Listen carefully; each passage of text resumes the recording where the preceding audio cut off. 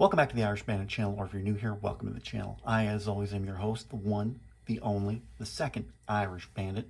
Sun September keeps rolling on, and we are rolling into the 5th season, probably one of the most emotionally damaging seasons that I have ever seen. It was a big season for a big reason. It was an emotional season for a big reason, I should say. But we'll get into all of that shortly. And much like the last 4 seasons, we are using the Sons of Anarchy official collector's edition book to talk about all the episodes in my top 5. So we're not going to waste any more time, and we're just going to get right down into it. My 5th favorite episode introduced one of my favorite characters for the first time, the ever willing Venus Van Dam, as she made her debut in this episode. Coming in at number 5, Orca Shrugged.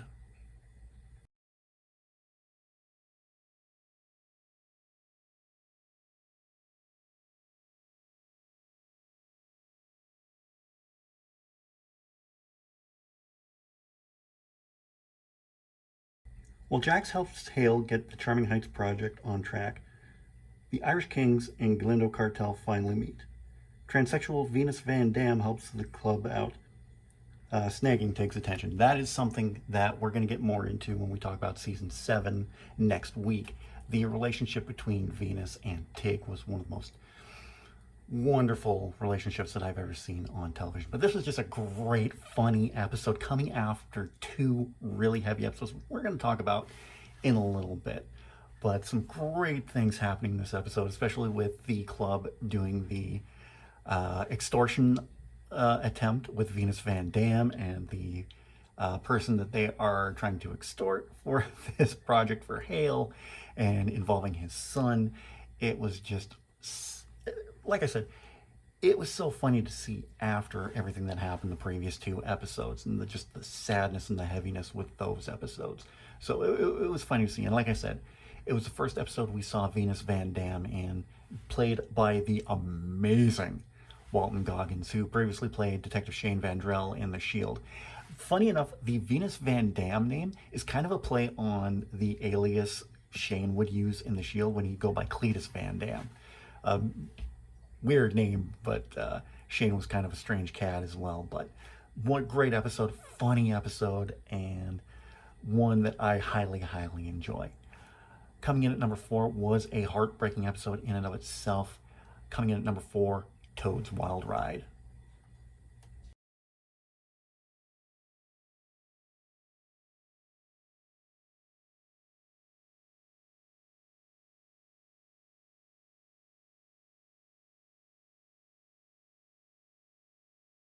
Unser confronts Clay about the home invasions, but he lays the blame on Pope.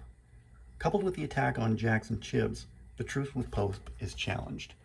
This episode was just a heartbreaking one, especially at the end with Gemma getting into her car accident while having Thomas and Abel in the car with her because she was so hot after her time with Unser.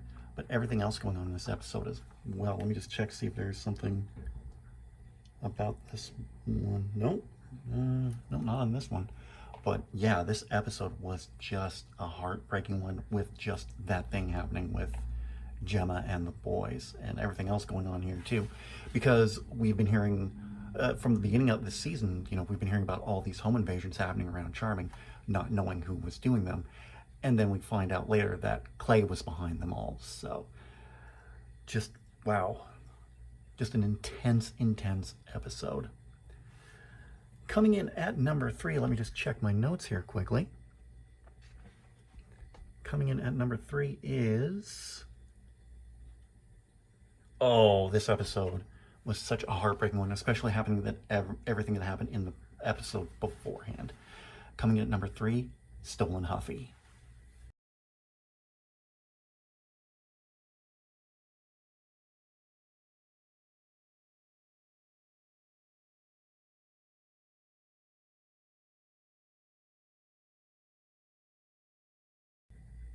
In an emotional wake, Opie is remembered. Jax and Nero enter into a formal partnership, while Gemma attempts to mend fences with Tara.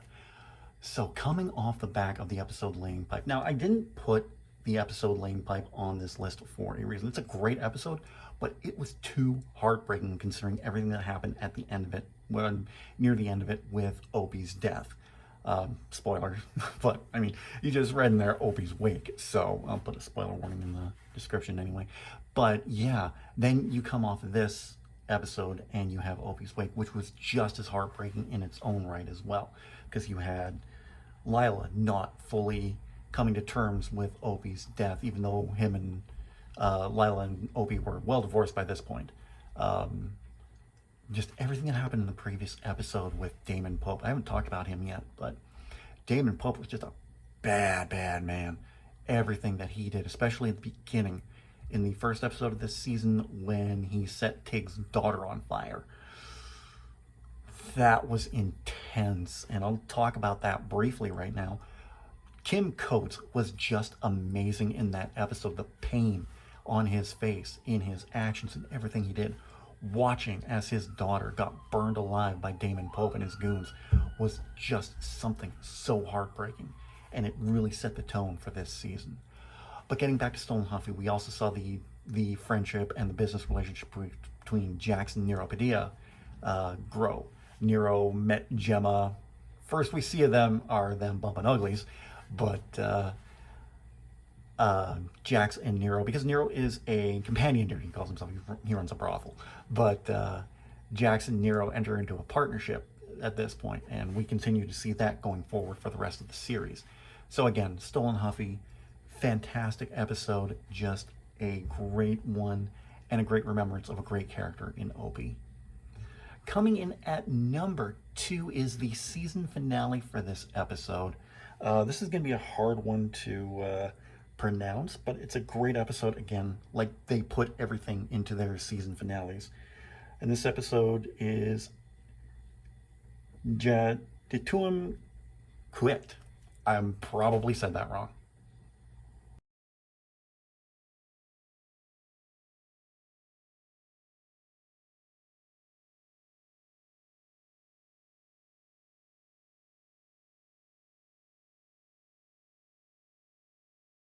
To rid himself of his enemies, Jax brings down Pope and pins it on Clay. The dark dealings cause Bobby to resign from the club.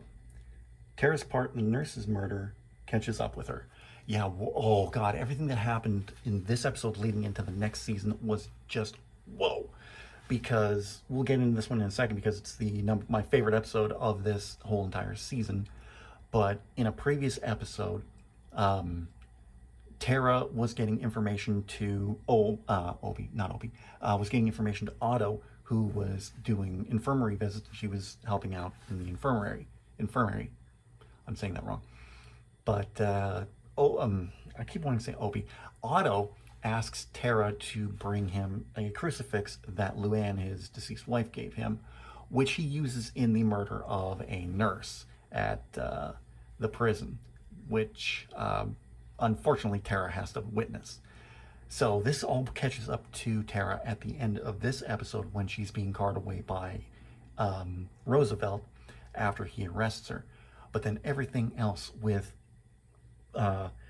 Jax murdering Damon Pope, pinning it on Clay, Bobby, who has been appointed vice president under Jax's presidency, leaves the club. We don't know if he's left the club for good or what he's doing. We won't find that out until season 6. But this was just a fantastically done episode, and it would have been my favorite episode of this season had it not been for the episode coming in at number 1. That being, we talked about it earlier with everything that happened with Otto, that being Crucified.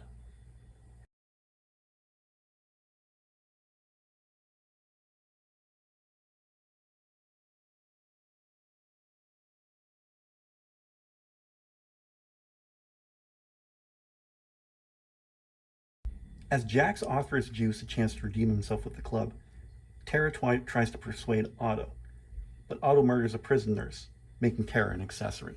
So yeah, you have, like I said in the last video talking about season 4, you had this compelling story arc with Juice, and I think that's really what made this episode as well. just everything happening between Jax and Juice at this point, because Juice is on the outs with the club after everything that happened with stealing the Galindo cocaine.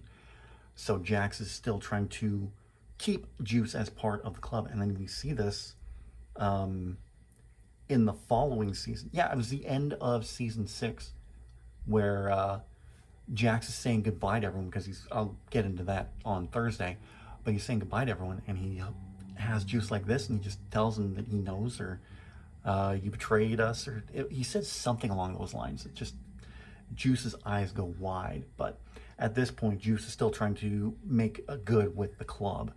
And then you have everything that happened with Tara, getting to Otto in Stockton, getting the